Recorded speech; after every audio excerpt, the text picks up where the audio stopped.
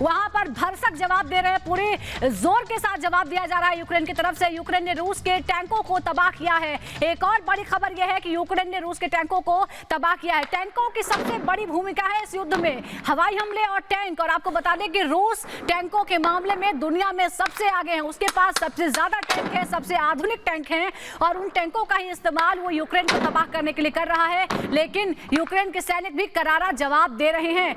आपको हम तस्वीरें दिखा रहे हैं किस तरह से फायरिंग हो रही है और किस तरह से सड़कों पर टैंक नजर आ रहे हैं। और बड़ी खबर यह है कि रूस के टैंक को बर्बाद किया गया है, तबाह किया गया है। ताबड़तोड़ बमबारी लगातार जारी है।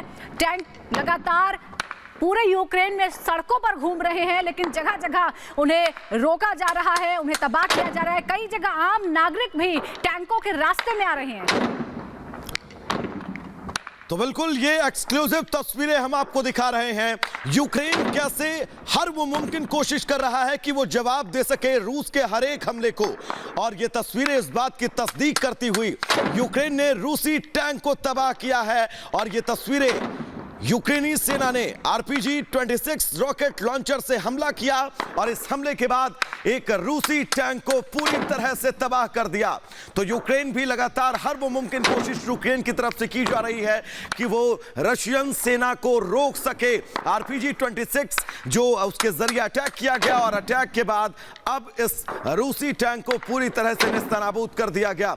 रॉकेट लॉन्चर RPG-26 जिससे अटैक किया गया है और इस अटैक के बाद रशियन टैंक को नेस्तनाबूद किया गया है। यूक्रेन हर वो कोशिश कर रहा है रूस को टक्कर देने की, और सबसे बड़ी बात ये रूस हर वो मुमकिन कोशिश कर रहा है यूक्रेन को घुटने पर लाकर खड़ा कर देने की। यूक्रेन ने रूसी टैंक को तबाह किया है। RPG-26 रॉकेट लॉन्चर के जरिए ये तबाही की गई है। एक रूसी टैंक पर यह अटैक बोला गया और इस टैंक को तबाह किया गया है। RPG-26 रॉकेट लॉन्चर से यह हमला किया गया है और इस हमले की तस्वीर भी सबसे पहले हम आप तक पहुंचा रहे हैं। यह एक्सक्लूसिव तस्वीरें हैं इस बात की, क्योंकि रूस की तरफ से कहा गया था कि आप सरेंडर करिए तब हम बातचीत करेंगे, लेकिन यूक्रेन का यह कहना था कि वो सरेंडर नहीं करेगा, लड़ाई लड़ेगा अपनी संप्रभुता की। और उसी लड़ाई का ये तस्वीर जो है वो तस्दीक करती हुई कि यूक्रेन ने जो कहा था कि वो अपनी संप्रभुता, अपनी अखंडता की लड़ाई लड़ेगा रूस से, कमजोर है तो क्या हुआ, और ये तस्वीर इस बात की तस्दीक करती हुई।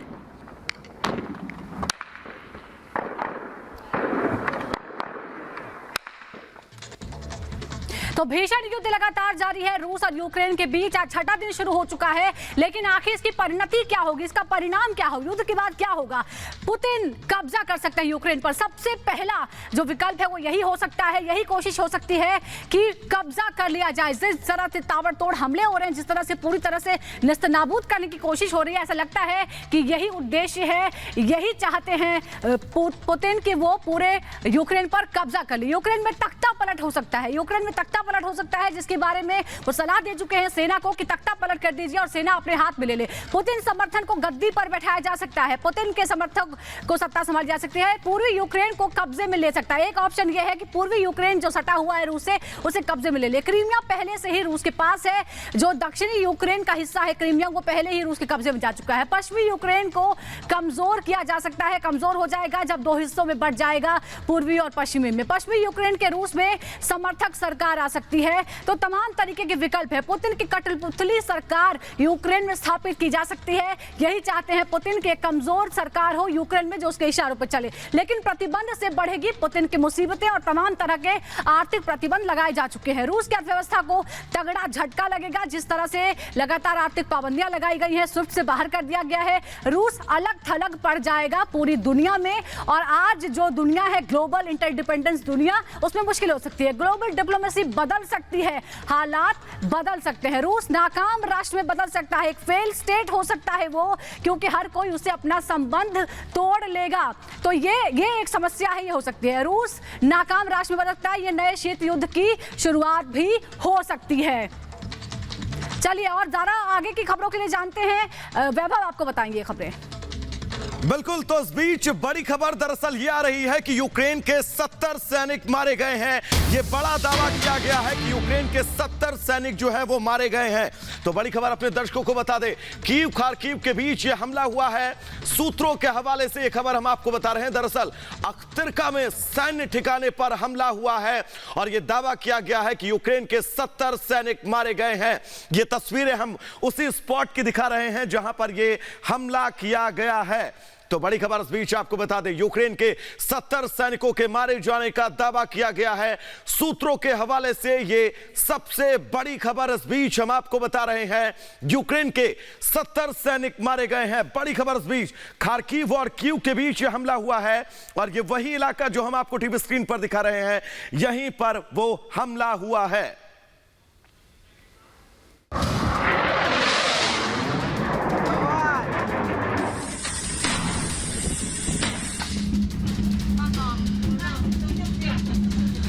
रूस के लड़ाकू विमान लगातार यूक्रेन पर हमले कर रहे हैं। राजधानी कीव हो या खार्किव शहर, रूसी लड़ाकू विमान दिन रात बम बरसा रहे हैं। रूसी हमले से दहल रही है यूक्रेन की धरती। ये तस्वीरें खार्किव शहर की हैं। खार्किव के आसमान में रूस के फाइटर जेट उड़ान भर रहे हैं। रूस के लड़ाकू विमान लगातार यहां उड़ान भर रहे हैं। यहां रूस के सुखोई 34 लड़ाकू विमान तबाही के बम गिरा रहे हैं। हमलों से खार्किव जल रहा है।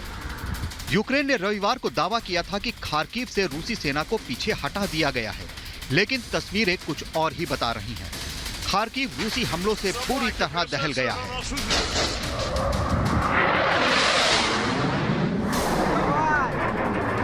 ये तस्वीरें खार्किव के शॉपिंग मॉल के पास बमबारी की हैं। आप देख सकते हैं कि कैसे एक के बाद एक बम गिराए गए हैं।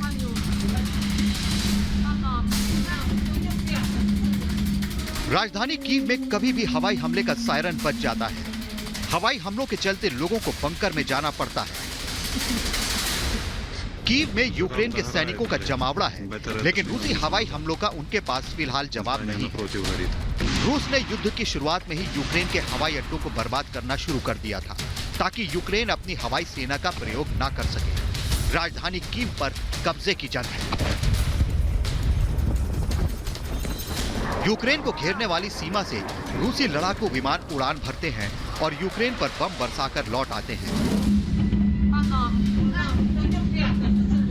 ये तस्वीरें पोलैंड से लगे बेलारूस की सीमा की हैं, जहां रूसी जहाज उड़ान भर रहे हैं। ये तस्वीरें चर्निहिव शहर की हैं। पूरा शहर बर्बाद दिख रहा है। रूस के हमले ने यहां सिर्फ तबाही के निशान छोड़े हैं।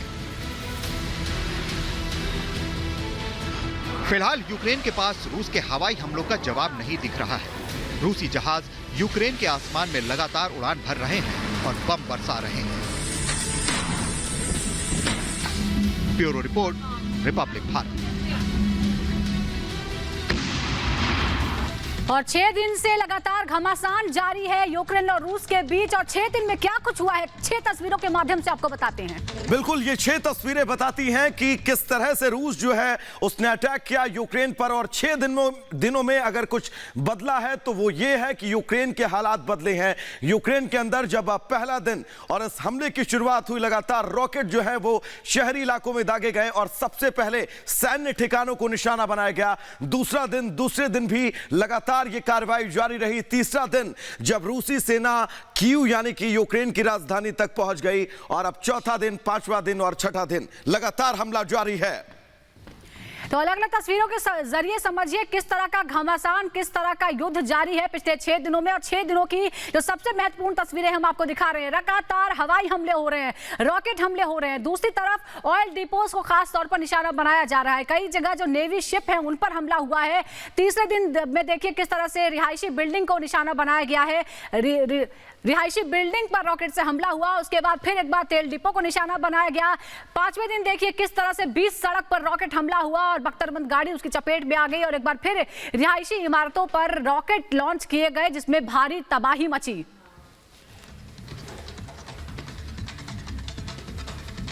और इस बीच लगातार कीव की तरफ, राजधानी कीव की तरफ रूसी सेना बढ़ती जा रही है और अब कुछ ही किलोमीटर दूर बची हुई है लगातार नजर है। हालांकि कीव को फतेह करना बहुत आसान नहीं रहा है रूस के लिए और पिछले 3 दिन से ये कवायद लगातार जारी है। लगातार रूसी सेना बढ़ रही है और हम आपको सुबह से बता रहे हैं कि किस तरफ से एक बड़ा काफिला, एक 64 किलोमीटर लंबा काफिला जिसमें बख्तरबंद गाड़ियां हैं, टैंक हैं, तमाम सैनिक हैं, वो आगे बढ़ते ही जा रहे हैं और कुछ ही किलोमीटर दूर अब राजधानी कीव से हैं।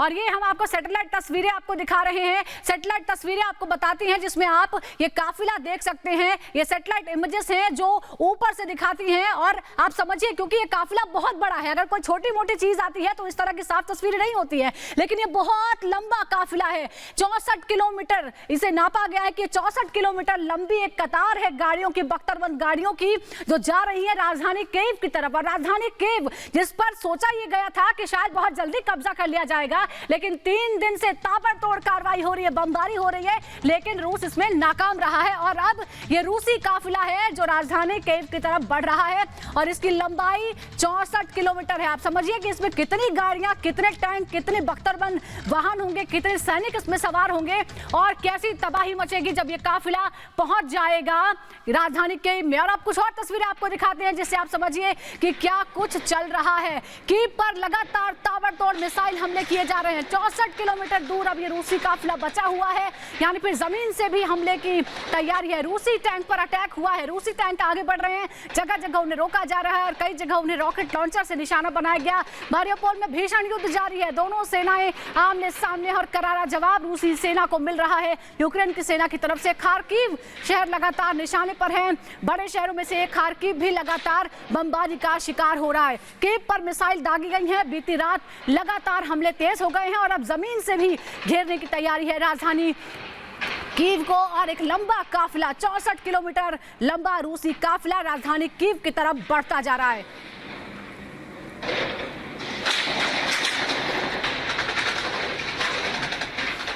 और लगातार युद्ध से जुड़ी बड़ी खबरें लगातार आती जा रही है। 6ठे दिन की शुरुआत हो चुकी है और एक और बड़ी खबर इस वक्त आ रही है जो आपको बताएंगे वैभव।